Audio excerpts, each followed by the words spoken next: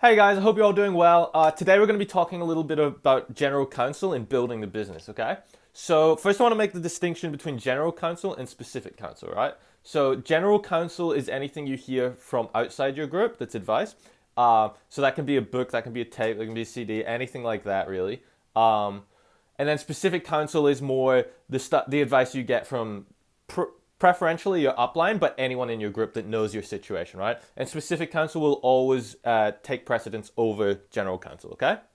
Um, so with that out of the way, I'm going to get straight into it. So if you're not doing what you enjoy doing, you won't be very good at it, right? So this is the same for anything.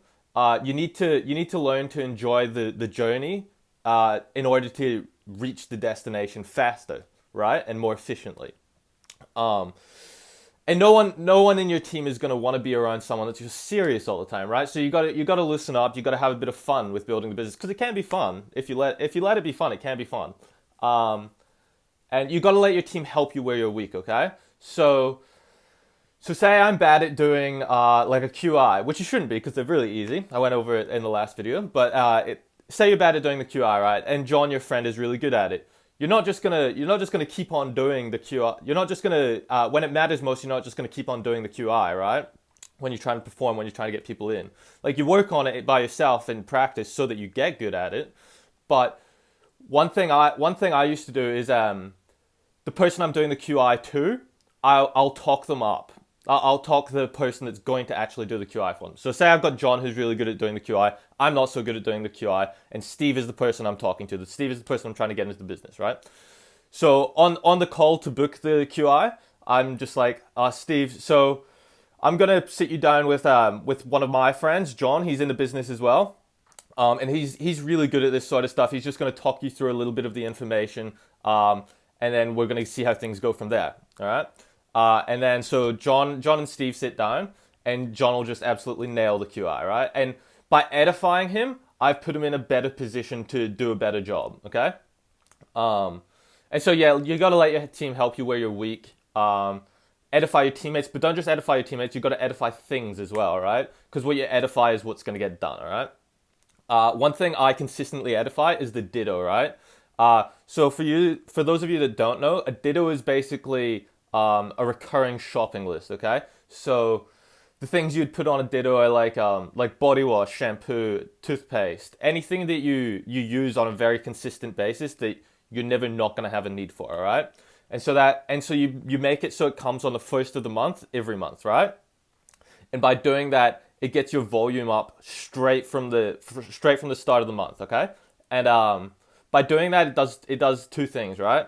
So you'll put everyone in a good mindset because they'll see, oh, we've done all this volume already, right? And by doing that, it makes the goals very achievable to get the desired volume by the end of the month. Okay. Um, so yeah, edify the ditto. And yeah, so when you're first building your team, and whenever you're building your team, you when you sign someone up, you show them your ditto, and then you get them on one, right? And by doing this, everyone that they grow below them is going to do the exact same thing. And this allows you to just chase structure, right? This allows you to just keep building bigger because you know the volume is going to be there through the ditto, okay? Um, and I talked about that a little bit on the last video, but this is what I meant by chasing structure and building volume, okay? Um, and yeah, just a few statistics for you guys. So the average person on Ditto does about 140 PV as opposed to 40, right? And it makes them an average of 4 times more profitable. Okay. So yeah, those are the statistics on it. But basically, just get yourself on a Ditto, show your team your Ditto, and you can build volume through structure. Then, okay. So another thing I'll touch on is the key to wealth is the ability to duplicate yourself, basically. Okay, it's not to innovate. We've already navigated the minefield for you guys, so that you guys don't have to step on the mines. Okay.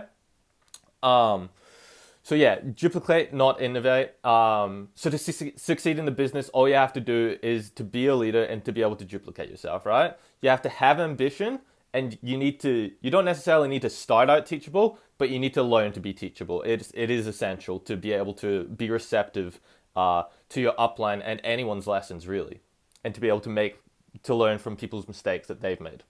Um, and so through duplication, if you hold yourself to a high expectation and then you duplicate yourself, they're going to have those same high standards made for themselves, right? And that forces people to stretch to your standards, right? And people are going to stretch because they want to be on the winning team, right? They recognize that your standards are higher than what they would expect of themselves, and they understand that that means that you're more likely to succeed and more likely to win. So they'll stretch themselves because they want to be on the winning team. Okay. Uh, Another thing about CDs. So you don't just listen to CDs when you feel like it, right? You don't just go to meetings when you feel like it. You listen to CDs when you don't feel like it, and you'll listen to CDs when you don't feel like going to that meeting, right? It's about keeping your attitude right, and it's about keeping the positivity in your head, right? Because the world is full of negativity. It's gonna bring you down. It's gonna pull you down, and it's important to keep those CDs, that positive thought, coming in and out daily, right? Um, yeah, so a little bit more on like learning from other people's mistakes. It is the best way to learn from others' mistakes, right? Because you get all the benefit of learning without any of the actual downside, okay? And that's basically what the system we have is. It's been tested, it's been trialed, so that you don't have to go through the rigmarole that we went through, right? You don't have to create your own path. It's all about duplication and not innovation. I cannot stress that enough, okay? Um, so yeah, everything we do, we have to do with a certain level of integrity and accountability, right? So if I say I'm going to do something, then that means I'm going to do it, and you can trust that I'm going to do it because I said I'm going to do it, okay? Um, and it's always important to operate that way because if your team can't trust what you say, they can't trust you, okay? It's as simple as that, really. So part of having a successful team is to take your eyes off of yourself and put it onto them, right? So it's about sitting down and formulating a game plan with them, right? You gotta sit down, find out what their goals are, and then you gotta figure out a way to get them there. And then you gotta check in along the way to see if they're on that path. So you gotta sit down, formulate a game plan with them, and hold them accountable to the things they say. Okay, that's very important because not everyone is gonna hold themselves accountable to their own words, so they might need you to do that for them. Okay. Um, so some last thoughts are the business is easier to build than it ever has been, right? If I pull my phone out right now and I go to my contacts, I already have a list of over like 600 people there, okay? And everyone out there is the same. Everyone's got that list of at least like 400, right? And so it's basically our job to filter through that list to find your team, right? So I used the scouting metaphor like last video. So it's not your job to transform every no into a yes. It's your job to find the people that are looking, to find the people that are actually going to help your team and not the people that you need to transform in order to be an asset to the team. Okay? So yeah, it's just your job to sort through that list and find the people that are looking, find the people that are going to be a good fit, and find the people that are ambitious and teachable. Those are the two most important things, right?